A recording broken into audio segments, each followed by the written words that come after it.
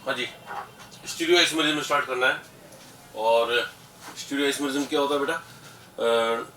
Geometrical and optical isomerism को collectively अपन कहते हैं स्टीरियो आइसोमेरिज्म। जो नाम स्टीरियो है ना बेटा,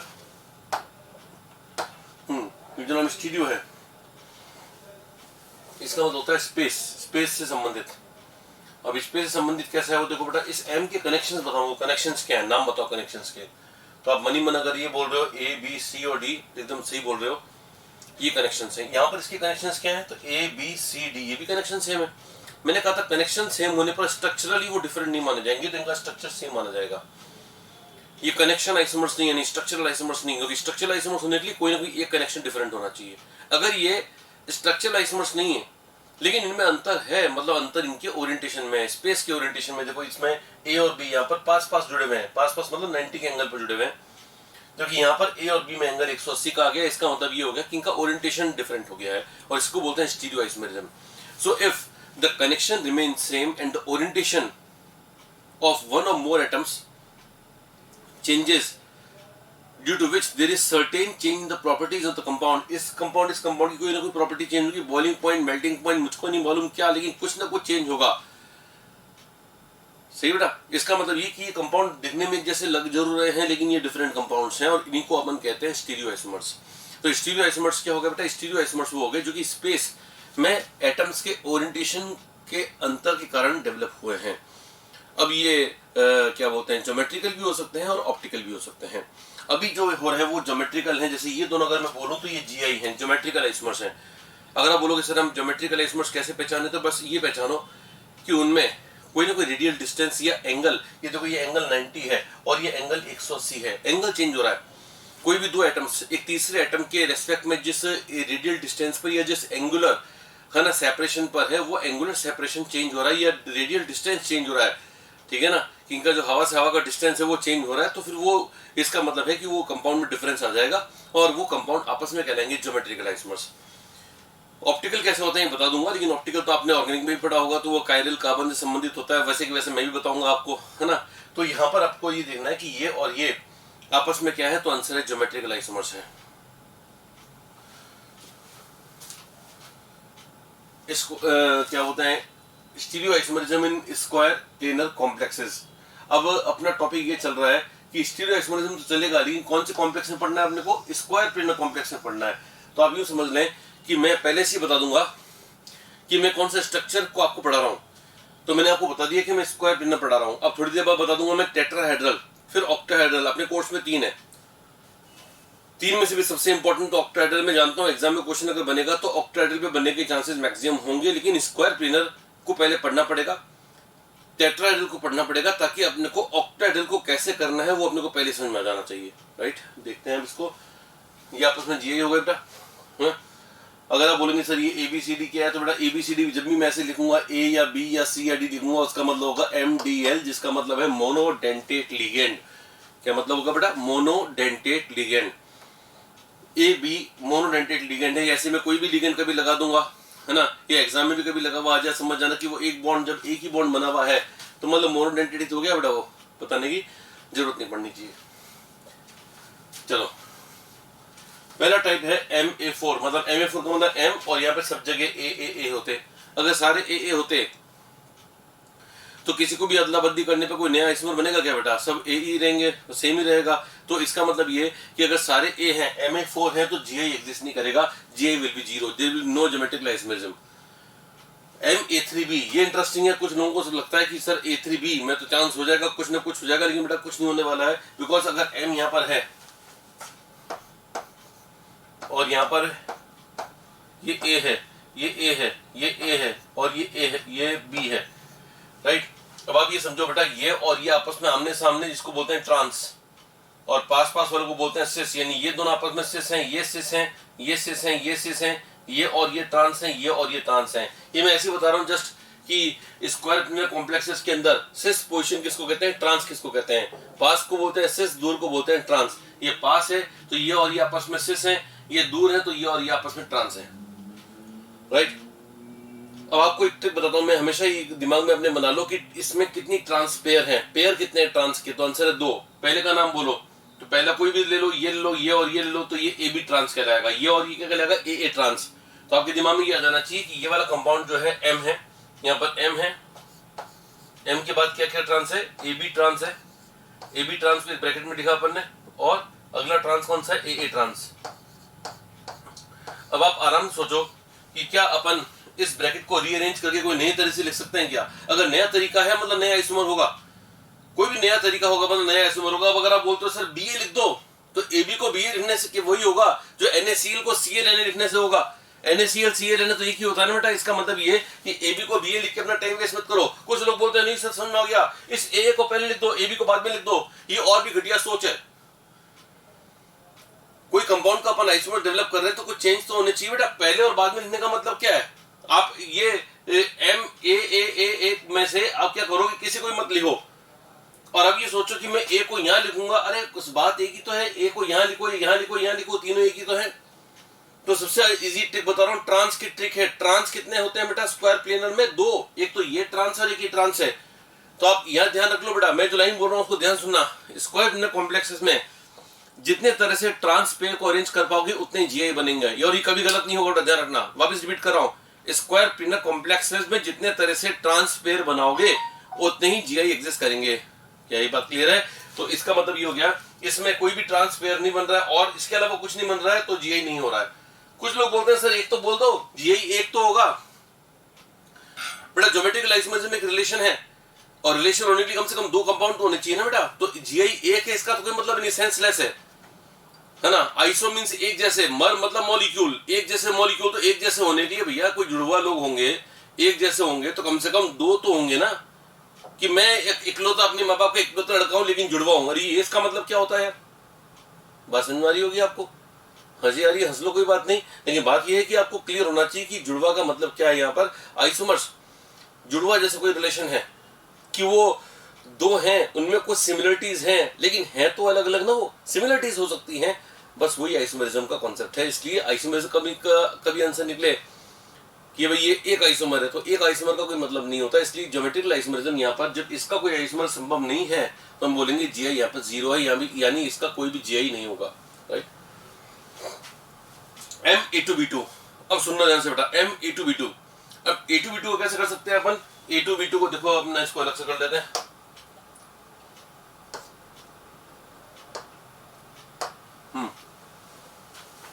M A2B2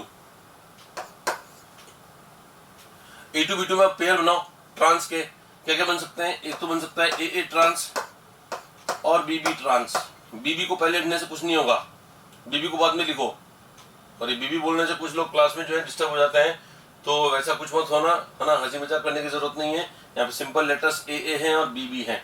तो अब ये BAA को पहले लिखो या AA को बाद में लिखो, does not make any change. तो बताओ मेरे को एक और क्या होगा? क्या B और B को पहले लिखने से कुछ हो रहा है? कुछ नहीं हो रहा है। अब लिख दो AB और ये AB, ठीक है। और कोई तरीका बताओ?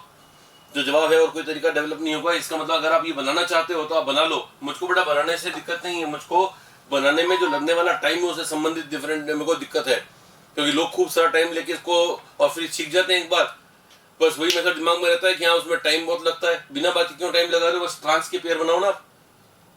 फिर भी आपको लगता है कि नहीं सर कैसे बनाए इसको, तो ये देख लो, ये ऐसे बनाओ इसको।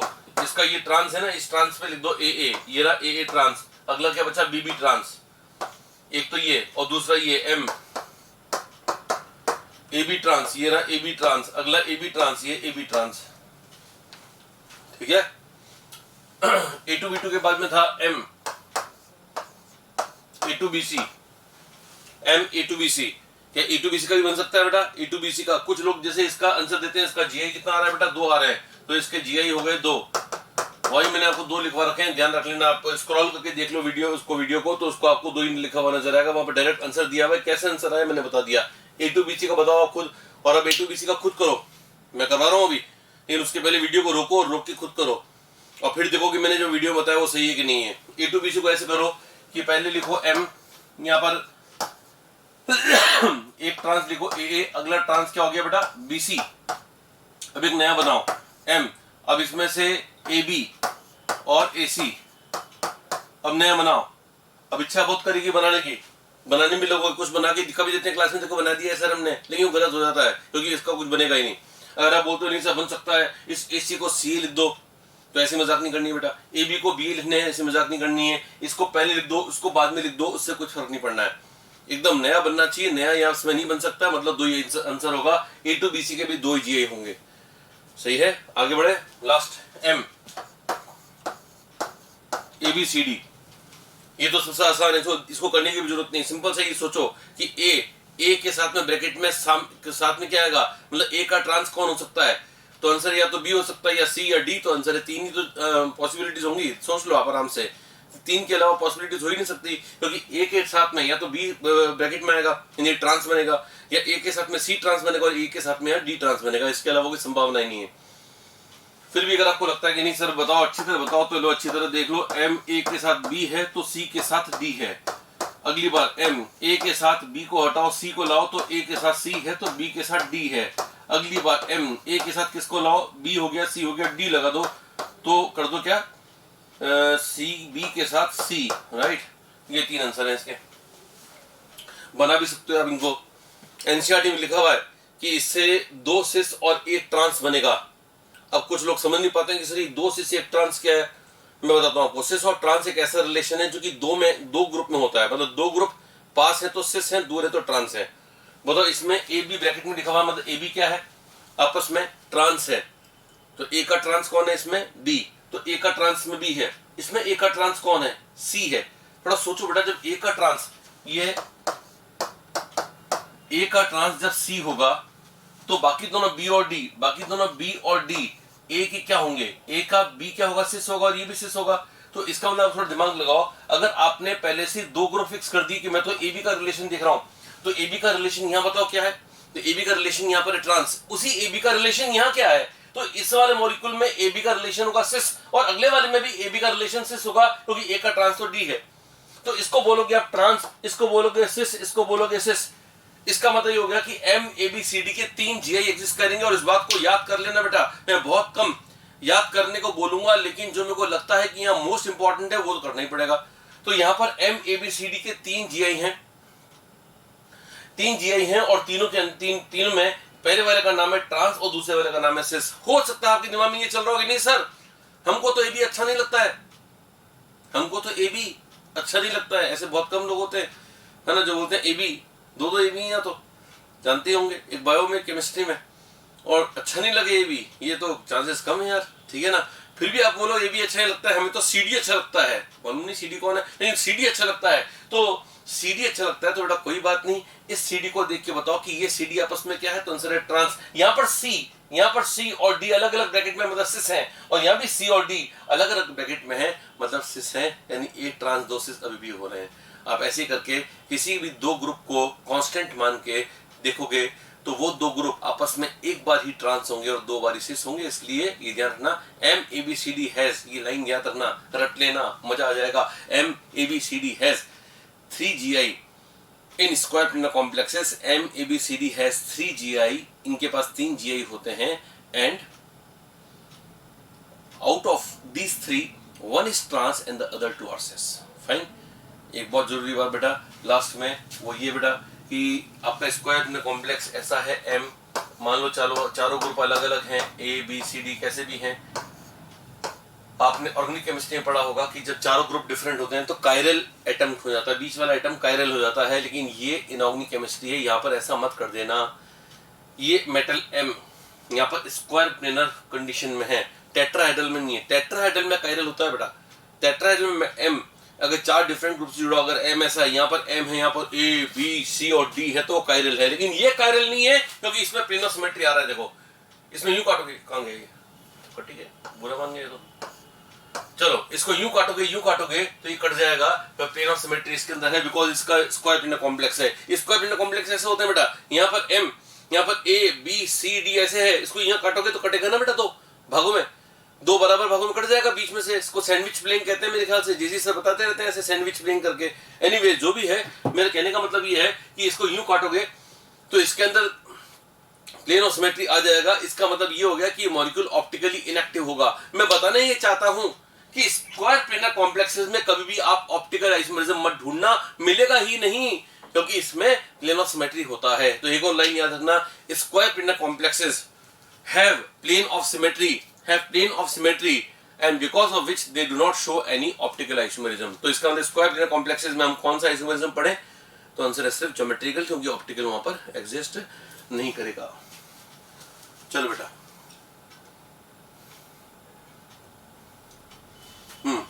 ये 4 GI0, A3 भी GI0, A2B2 2, A2BC 2 और ABCD 3।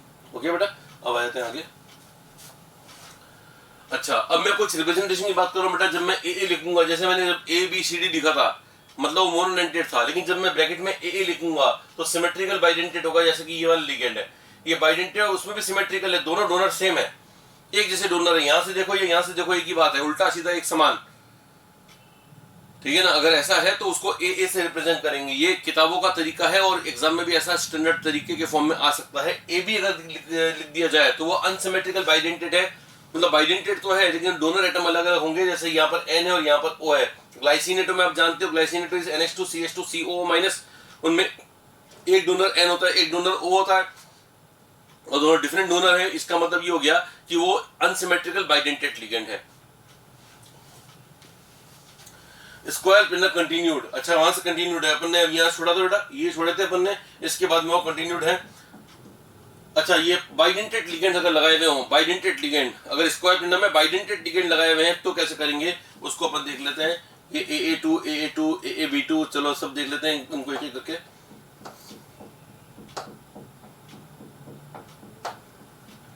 चलो, पहला था अपने पास M AA2, सॉरी